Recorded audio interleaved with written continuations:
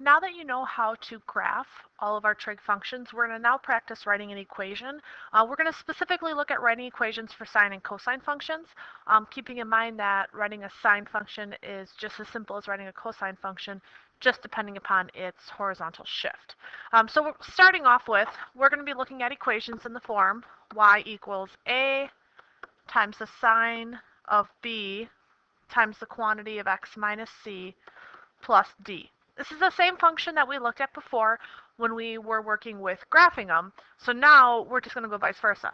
Instead of you graphing it, and based off of the equation, you're going to be given a graph, and then you're going to have to write the equation. This is exactly the same scenario. Only difference, again, remembering, is that horizontal shift. Everything else is going to be done the same way. So when we start looking at this, I'll go back to our sine function. When we start looking at this, remembering what each of our values represent, a specifically being our amplitude, that vertical shift,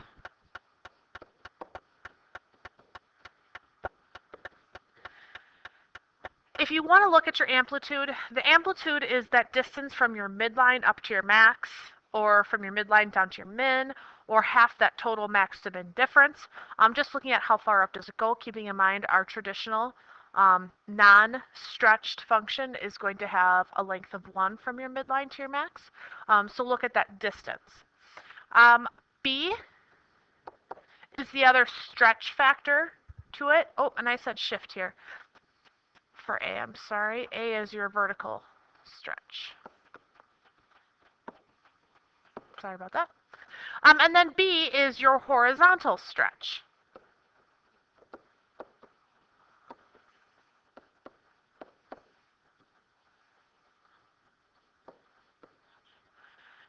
For your horizontal stretch, you're looking at your period.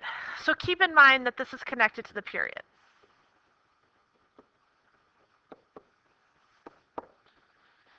And knowing the fact that from before, my period is 2 pi over b. So you're going to be looking at trying to solve for your b value. So what you might want to do is you may want to rewrite this equation. So multiply both sides by b, divide by p. So if you're trying to find your b value is just 2 pi divided by p. It's not another equation to memorize. It's just another process that we're going to work with. I will typically start here and solve for b. I don't really use this one. But if you like that equation where it's solved over, please feel free to use it. I'll also show you another way based upon how many cycles fit into one 0 to 2 pi piece. And then we have our shifts. Shifts being typically the easier of the 4 to find. So you have your C value, which is your horizontal shift.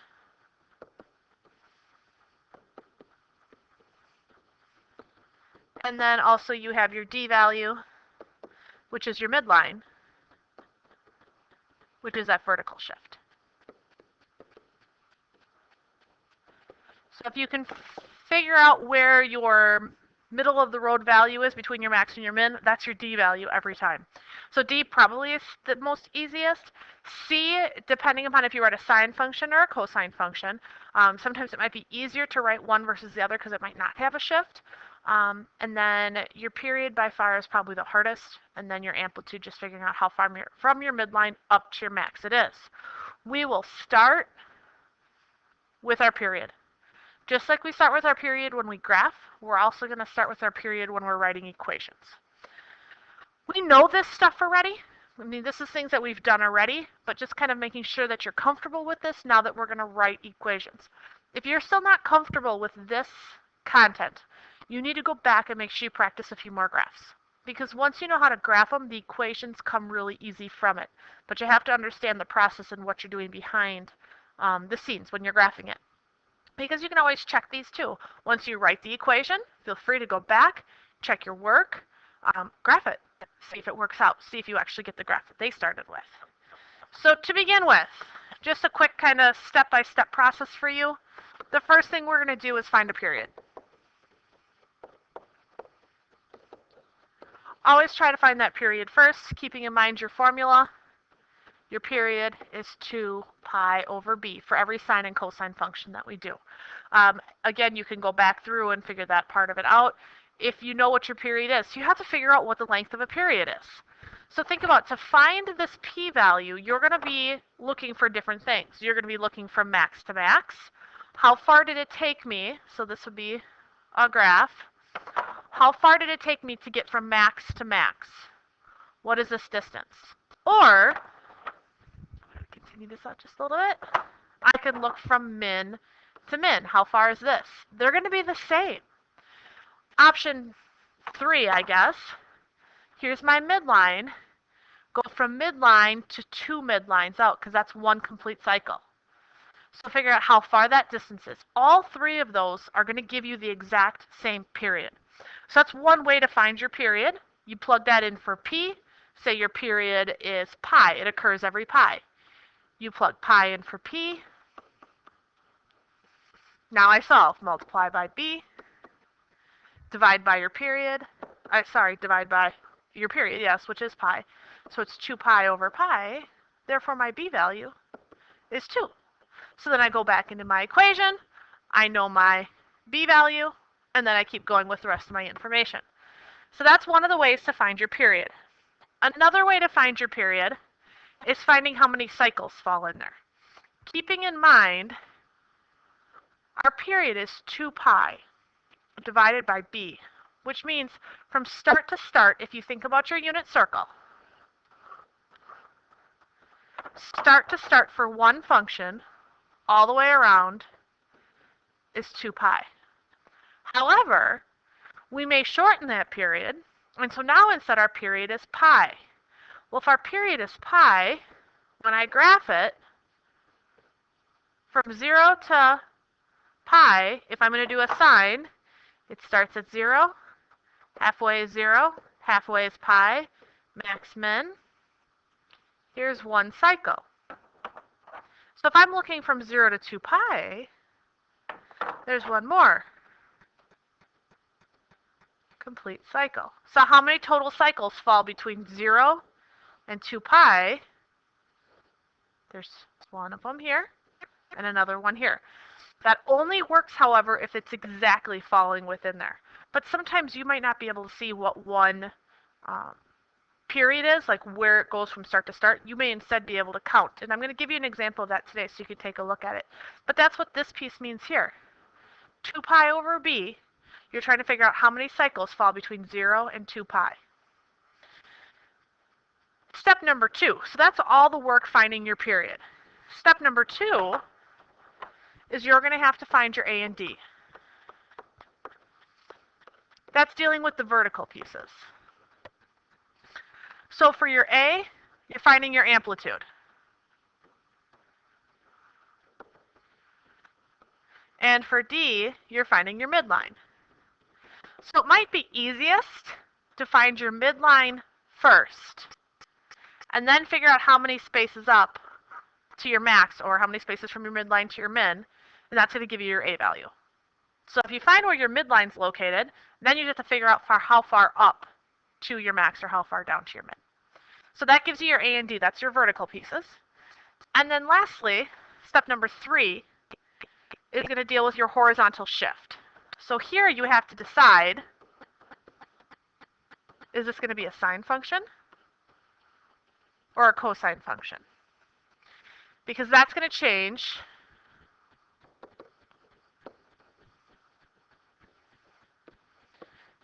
your c value.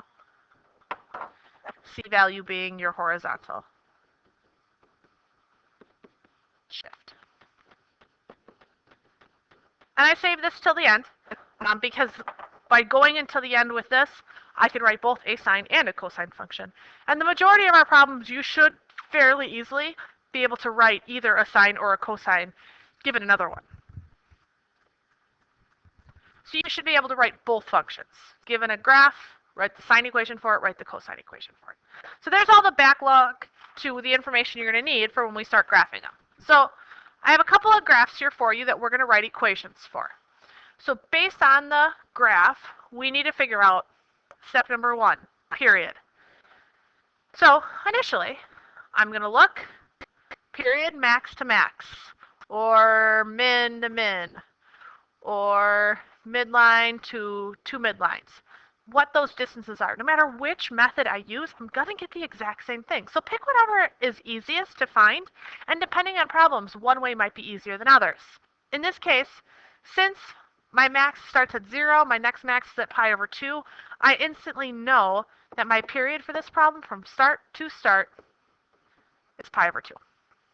So finding what that horizontal distances from max to max from those corresponding parts.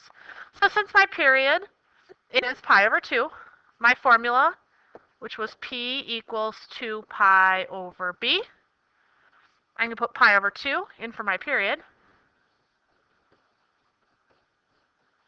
and now solve. I need to get my B out of my denominator, multiply both sides by B, get it out of the denominator. Those go away. B is attached to pi over 2 by multiplication. So I'm going to divide both sides by pi over 2, which is the same thing as multiplying by the reciprocal. Therefore, this 2 pi is being multiplied by the reciprocal of pi over 2, which is 2 over pi. Pi on the top, pi on the bottom cancel. So 2 times 2 is 4, so my B value is 4. So right away, I can start with my equation.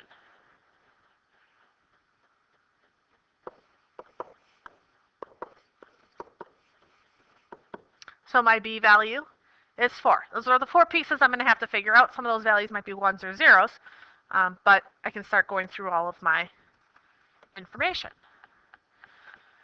Now, my next part is looking at the A and D value. Again, my recommendation, find your midline. Find halfway between your max and your min. In this problem, my midline happens to be right on my x-axis. That midline value being this D value. So since it does not move up or down off of my x-axis, my midline is at 0. So my D value is going to be 0. Now I'm going to figure out my A, my amplitude. So from my midline up to my max, or from my midline down to my min. So midline to max, that distance is going to be your A value, which is 2.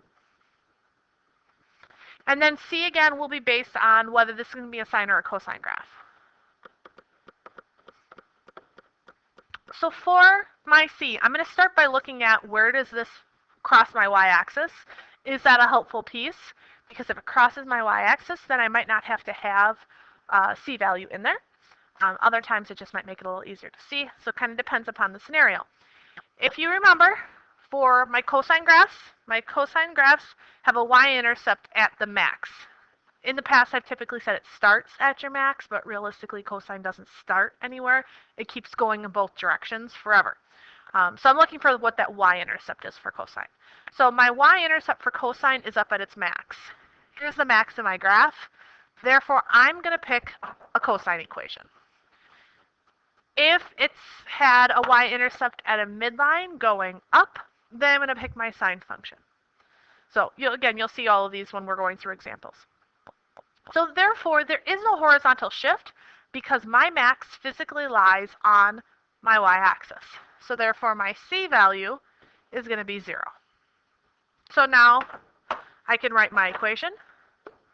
Y equals A times the cosine of B, and then technically it's X minus C plus D. But subtracting 0, adding 0 are not needed. Therefore, my graph is y equals 2 times the cosine of 4x. If I did a sine function, I have to figure out how far does it shift horizontally. And for sine functions, it has a y-intercept on my y-axis. So I figure out where is it crossing my midline. And that's how far over it's going to be from my y-axis. Keeping in mind that sine starts at the midline and goes up. So right here is where it crosses my midline and goes up, or right here. Both of those are options for you. In a problem like this, you can't necessarily directly see what that value is. So because of that, you might not want to do a sine function. However, if you feel comfortable with it, feel free to. Now you have to figure out where it falls.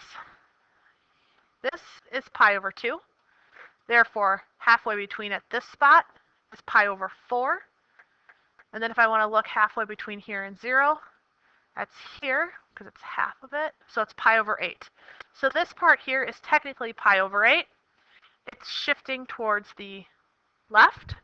Therefore, my equation is y equals 2 times the sine of 4 times the quantity. Because I have a c value, I need those parentheses of x. Since it's moving to the left, it'd be a negative, so it'd be minus a negative, which is plus a positive, pi over 8. Both of these are equivalent statements. You can use either of these as your equations. Top one, by far being the easier one because it does have that y-intercept at my max value. Next one.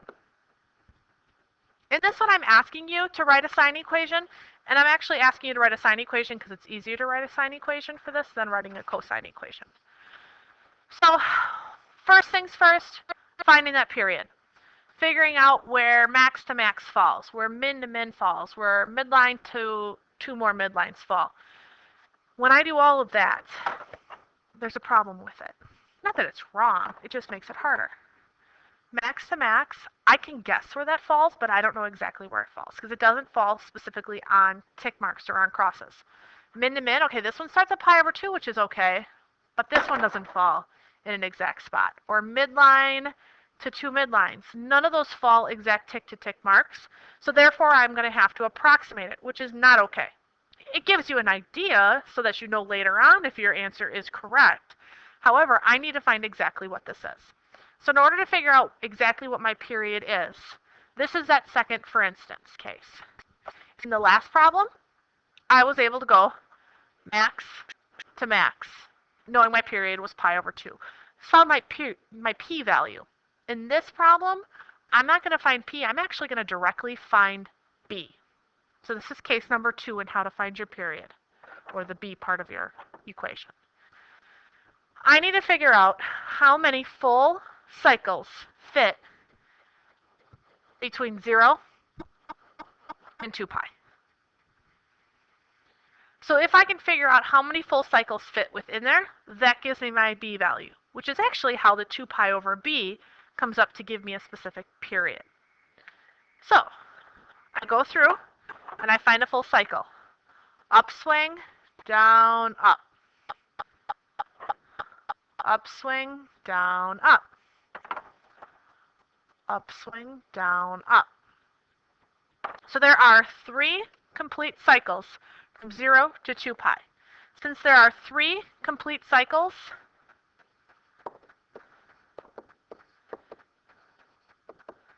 that's B.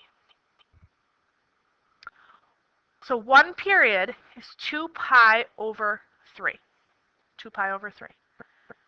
So I could probably approximate that, but I wouldn't know for sure. Because maybe it would be something much closer. Maybe it would be 5 pi over 6. It can't be. It's not that far over. But you could think about it a little bit more in depth. So keep in mind that you can't approximate it, but it should fall roughly appropriately. Next, I'm going to find my midline. I'm going to find that D value. Halfway between max and min falls right on there. That's at 0. How far up from my midline to my max? Look at your scales. Distance is 1, therefore my amplitude is 1. And then my horizontal shift is going to be based on whether I make a sine or a cosine graph. I'm going to erase a little bit of this, clean it up. Because my graph physically crosses my y-axis on my midline, that tells me this is a sine function. Easiest, at least to write. Could be a cosine. So I can write this quickly as a sine function because there is no horizontal shift. It physically crosses my y-axis at that midline and goes up. Remember, sine goes up. And if you're not sure, look at that parent function that you guys wrote early on. Therefore, C, your horizontal shift is 0. So I write my equation. Y equals A. Well, 1 times anything is that anything. So 1 times the sine of B, which is 3, x. Minus 0 plus 0, just like the last case, is not going to affect it. So just starting off right now, can you work with your period? Next one, The period isn't the focus. It's going to help us, but there's other things going on as well. So in this next example, having to figure out what my period is. I'm giving you 2 coordinate points. I'm giving you a max value and I'm giving you a min value. Keep in mind when you're graphing, you have to have all of your critical points at least for one cycle. So I need max to max, min to min, midline to another midline. So I either need to continue this graph or look at key features. Max to min, from here to here, is that a full period? No. It has to come back up and hit my max. I haven't hit my max yet. But I know my smallest point. It's halfway to my next max. This isn't where my max is. So therefore, this distance here is half of my picture. So therefore, the other half continues to say here. This distance, half of it is pi. Therefore, another half of it is another pi. Everything's always halfway, halfway. Max to max is full. Min is halfway, halfway, halfway. So therefore, my period here is 2 pi. When I look at my equation, period equals 2 pi over b. And we said my period is 2 pi. Therefore, b is 1.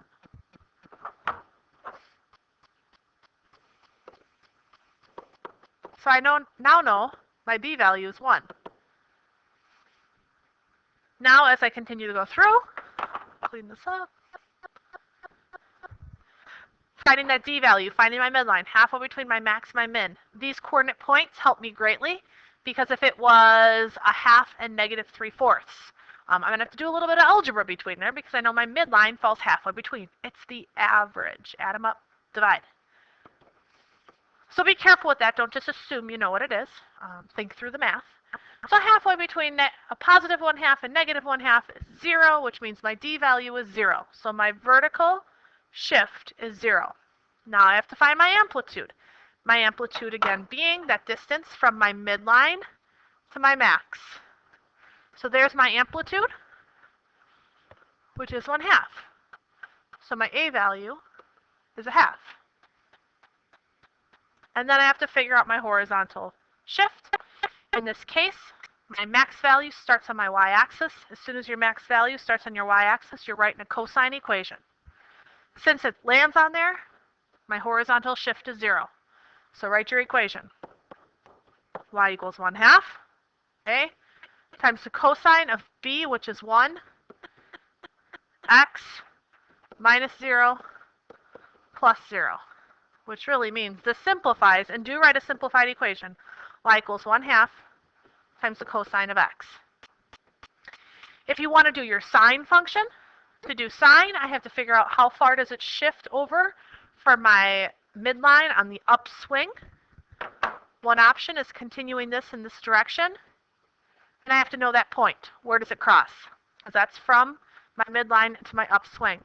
I don't know what that value is because there aren't any tick marks, so that's going to be a point of guessing, approximating, or understanding how the pattern works. The next upswing would be over here. Since this is pi over 2, this is 2 pi over 2, this is 3 pi over 2. And there's an infinite number of equations you can write. Because of the fact that these keep going forever, I can have multiple different points where there's a max. If I know where this max value is, this could be shifted 2 pi to the right.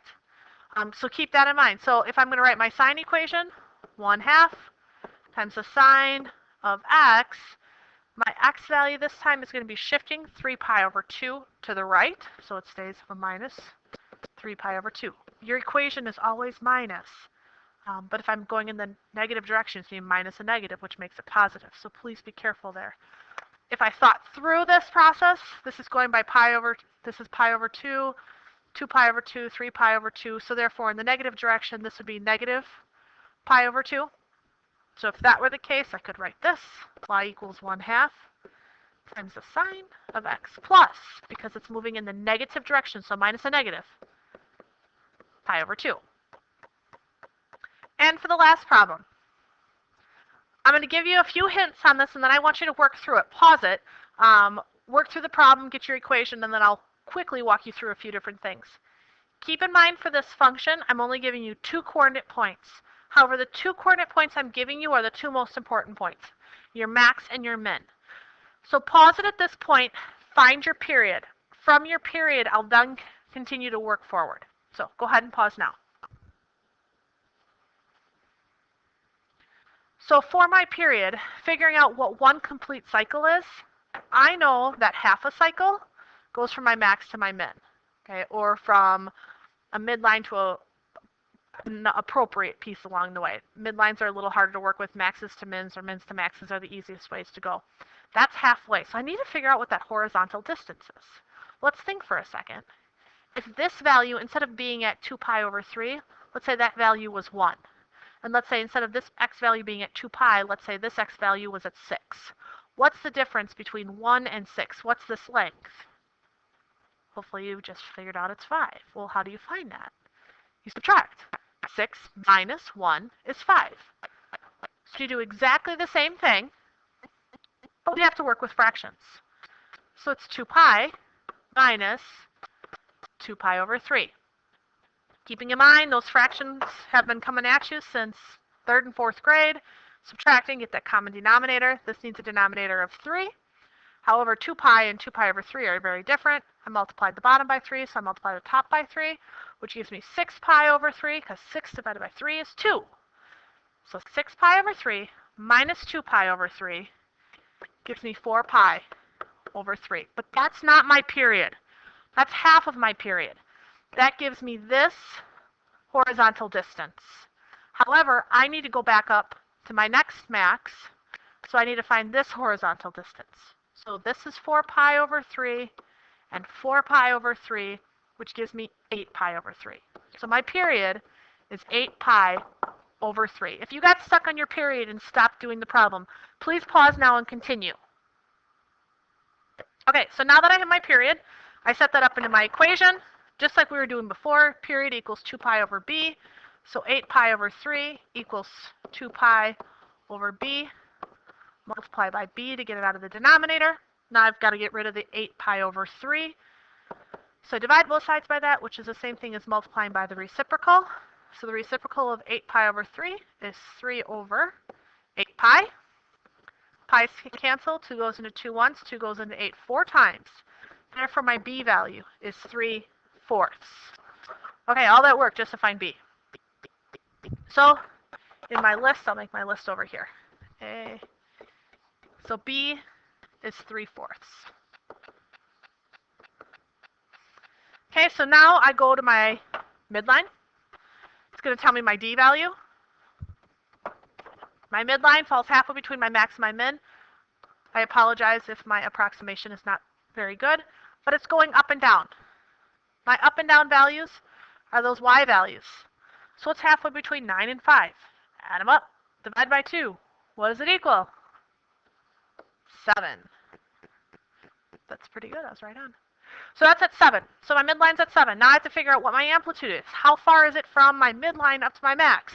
What's this distance? 2. Hey, 9 minus 7, or 7 minus 5. Both those will give you 2.